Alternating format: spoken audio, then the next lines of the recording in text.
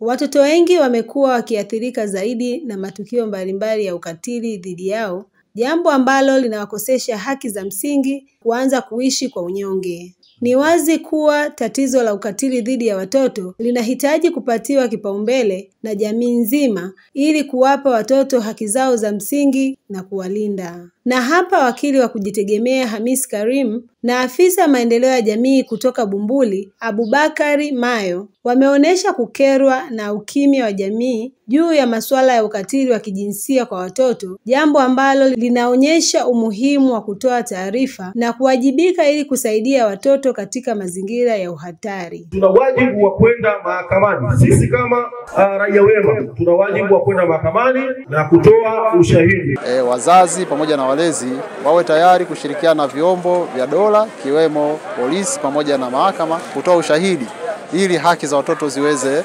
kupatikana kwa wakati. Hata hivyo, afisa ustawi wa jamii Priscas Tesha anazungumzia hali ya ukatili katika halmashauri ya Bumbuli, huku wananchi wakitoa rai kwa wananchi wenzao kuacha tabia ya kumaliza kesi za ukatili wa kijinsia nyumbani. Mpaka sasa hivi tuna takriban matukio 17, hususan yale ambayo yanalenga ukatili wa kingono, na maanisha watu waliobakwa na kulawitiwa na wale ambao wamepata mimba za utotoni. Wakina mama wenye watoto ambao wanalautiwa vijijini, jamani, tusimalize kesi vijijini. Kesi hizo tuzipeleke ziende hadi polisi au mahakama. Watu wachukuliwe hatua, waende mahakamani.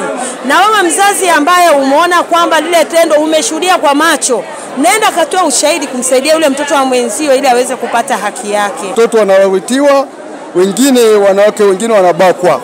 Sasa hii watu wakiogopa, ina maana nchi hii itakuwa iko kwenye matatizo. Wengine wanaogopa kwenda kupeleka kesi mahakamani na wanaonewa. Kutoka hapa halmashauri ya Bumbuli mkoani Tanga, Raisa Said, Clouds TV.